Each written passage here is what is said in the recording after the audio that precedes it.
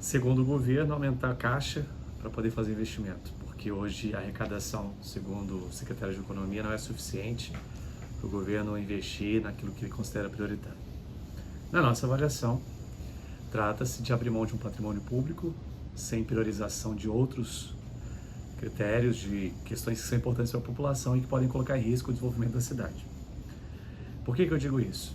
Porque privatizar em si não necessariamente é algo nocivo ou prejudicial para a população. Depende do que você privatiza.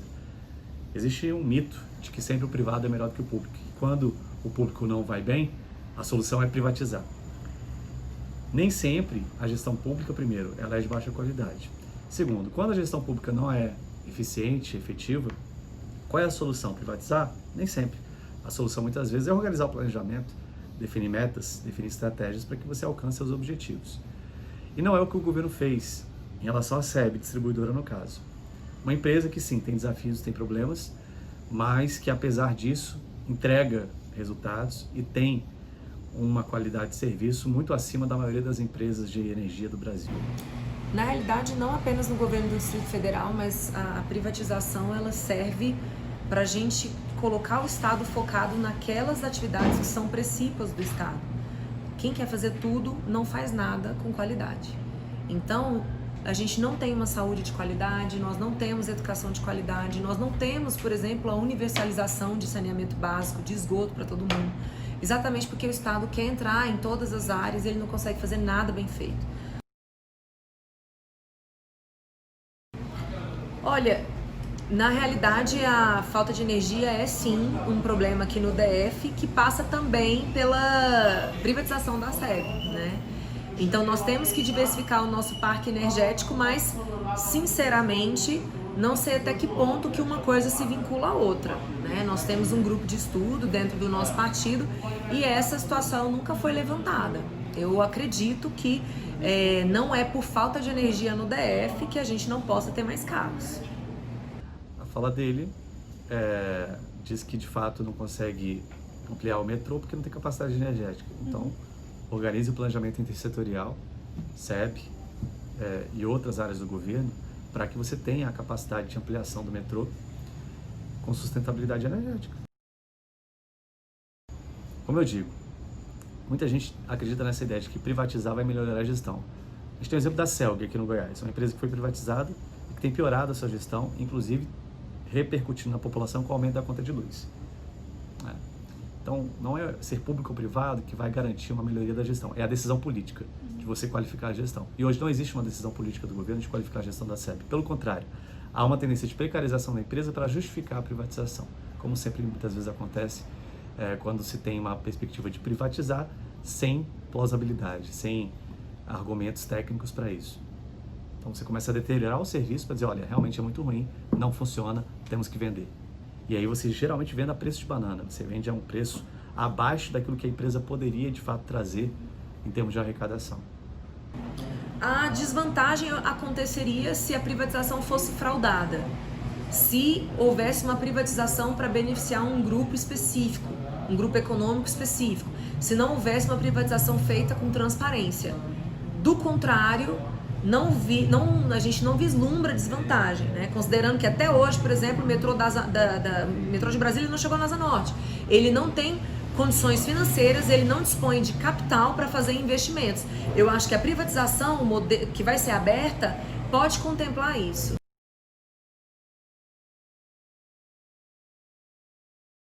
Certo?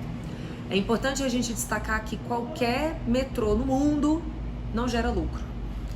É sim um serviço que ele exige um investimento muito grande, uma manutenção também cara. Então é natural que os governos façam subsídios, eles repassem uma parte do custo para a empresa que tenha sido contratada para prestar o serviço de metrô, né? Então a gente não tem que esperar lucro do metrô, o que nós temos é que esperar um prejuízo menor. E nós temos que esperar que o governo continue fazendo repasses ao metrô, considerando que faz parte do plano de mobilidade do Distrito Federal o incentivo aos transportes coletivos. Então o governo tem sim que investir nas modalidades de transporte coletivo, porque a gente tem que desestimular o transporte privado e fortalecer, favorecer o coletivo. Então, quando a gente fala de empresa pública, a gente tem que falar de lucro, mas não é toda empresa que consegue dar lucro, como é o caso do metrô. Mas uma outra vantagem da privatização é exatamente dinamizar o mercado, é exatamente abrir novas fontes de financiamento. Aqui no DF, por exemplo, as receitas extratarifárias que o metrô recebe é muito baixa, é menos de 2%. Se a gente pegar a receita extratarifária do estado de São Paulo, do município de São Paulo, chega a 10%. O que são receitas extratarifárias? São receitas que você consegue levantar por meio da disponibilização de espaço de publicidade, por meio de aluguel dos imóveis ali do metrô. Aqui no DF, por exemplo, as lojas do metrô não foram alugadas até hoje porque não foi feito a liberação dos seus habítices. Eu tenho certeza que se fosse uma empresa privada operando com fluxo de caixa real, essa situação já teria sido resolvida. Infelizmente, quando o negócio é público, ele não é bem gerido. Eu quero partir, antes do processo de privatização, eu quero partir do caráter democrático dessa privatização. O governador, quando era candidato, disse que não privatizaria nenhuma empresa pública. O projeto político que ganhou nas urnas aqui no Distrito Federal foi o projeto político de não privatização. Ele agora querer privatizar, eu tenho dito isso, chamo de estelionato eleitoral. É uma traição a quem votou nele, confiando que ele não iria fazer isso. Não há problemas se o candidato, como está sendo feito agora no Rio Grande do Sul, por exemplo, o candidato ganha as eleições dizendo que ia privatizar. Ele está privatizando. A população quis isso. Os segmentos, o conjunto geral da população, desejaram isso. Por isso votaram naquela pessoa. Pelo menos a maioria quis. Outros não quiseram e não votaram nele, mas a maioria quis e o aprovou. Aqui no caso, o projeto político que foi vencedor era contrário a isso. Então existe um problema democrático, em primeiro lugar, que a gente não pode desconsiderar, mas não, isso é importante, isso é importantíssimo, porque nesse sentido a gente acaba desacreditando o valor de um programa de governo, a gente acaba desacreditando um compromisso político feito no processo eleitoral. Não tem problema as empresas explorarem o metrô do Distrito Federal, elas participarem da expansão desse metrô, mas o que o governo quer é transferir a gestão do metrô para o privado. E essa gestão que não dá prejuízo necessariamente, ela tem custo, ela tem um custo social. Por quê? Para que a gente continue tendo o poder público, partilhando com a sociedade as decisões sobre a expansão e a política de mobilidade urbana. Quando o governo transfere isso para o privado, quem define para onde o metrô vai expandir não é a sociedade e o poder público, é o privado. E aí a gente tem um risco de aumento da desigualdade no acesso à mobilidade urbana. Vai expandir para onde tem mais rentabilidade, vai expandir para onde tem mais possibilidade de lucro, não necessariamente para onde é mais interessante socialmente falando. A estratégia privada, ela se fundamenta no aumento dos ganhos, no aumento da produtividade para o privado, para o particular. A lógica da gestão pública é a efetivação de direitos. O transporte é um direito social. Se eu tiro da minha alçada, eu como gestor público, a possibilidade de orientar a política de mobilidade urbana, eu estou me abstendo da minha responsabilidade constitucional, que é efetivar o direito do transporte da melhor maneira possível, de dizer para onde o metrô tem que ir, porque ali é necessário, porque ali é mais estratégico, mais sustentável para a cidade. Então, a questão dos empregados, ela tem que ser considerada? Tem que ser considerada. Mas aí você volta ao argumento que o próprio governo critica. O governador esses dias fez uma fala extremamente agressiva e violenta em direção aos servidores da SEB, dizendo que ele se apropriava do patrimônio público. Isso, né? A necessidade de contrapartidas, a necessidade de expansão da malha, né? E a dinamização da oferta de serviço coletivo. E claro que é importante a gente lembrar que nós estamos falando de servidores públicos que passaram para o concurso público e essa situação precisa ser contemplada também no modelo de privatização. O ideal é que houvesse o aproveitamento dessa mão de obra. Essa é uma decisão do governo. A gente está falando de uma privatização de uma empresa pública. Não há qualquer tipo de garantia à estabilidade desses funcionários. Eles não são servidores, eles são funcionários, certo? Então não há garantia de estabilidade. Portanto, é uma decisão política que se faz necessária para que se faça a absorção dessa mão de obra. Pode ser negociado para que a empresa vencedora da licitação absorva essa mão de obra. Agora, tudo isso é uma questão de decisão política. E eu quero destacar que essa é a minha defesa, é isso que eu defendo e é isso que eu defenderei, né? para que esses funcionários sejam absorvidos. Afinal de contas, eles são técnicos e, afinal de contas, eles passaram no concurso e, afinal de contas, eles já conhecem o serviço. Então, eu acho que a nova empresa só tem a ganhar ao absorver essa mão de obra. Importante a gente falar que não existe nada grátis, né? Esse copo de água aqui que eu tomei, ele tem um custo. A água passou por um encanamento, sai de uma empresa. Esse copo vidro tem um custo. Não tem nada de graça.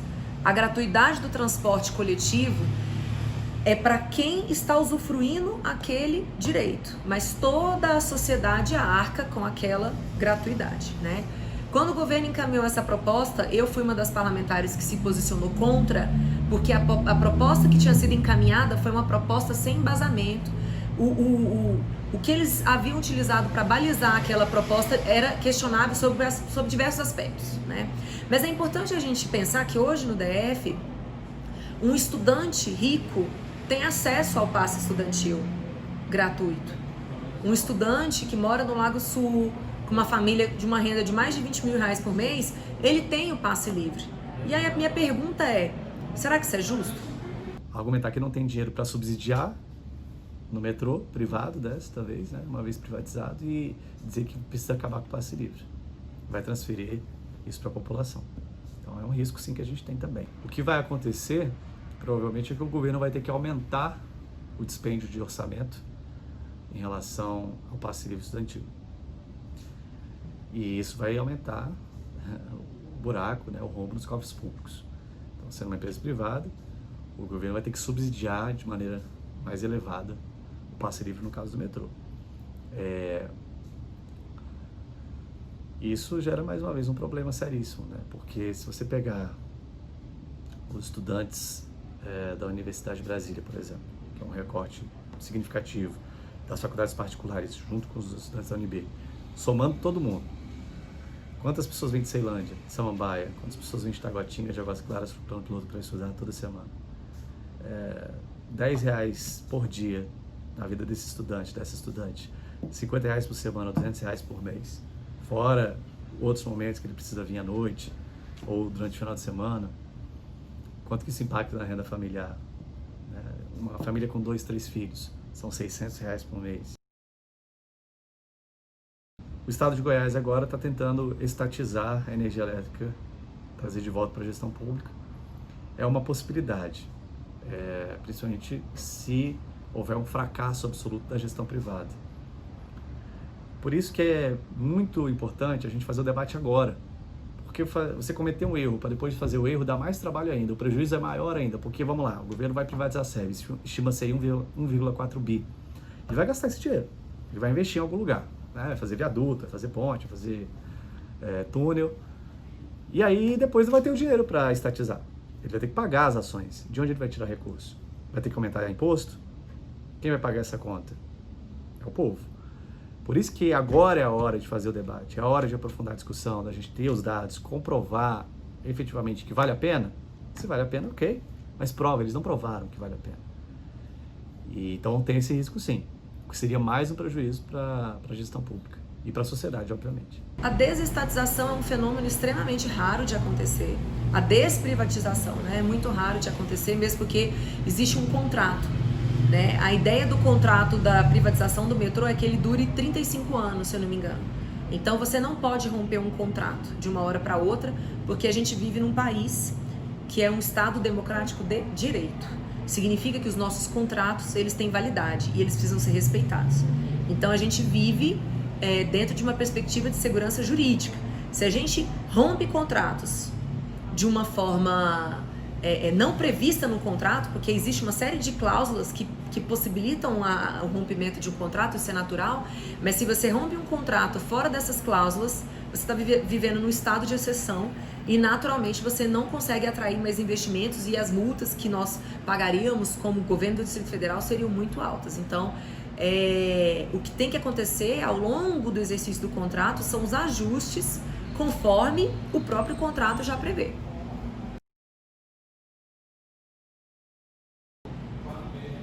O presidente Jair Bolsonaro foi eleito com a proposta de privatização, então na realidade é o povo que escolheu esse processo de privatização.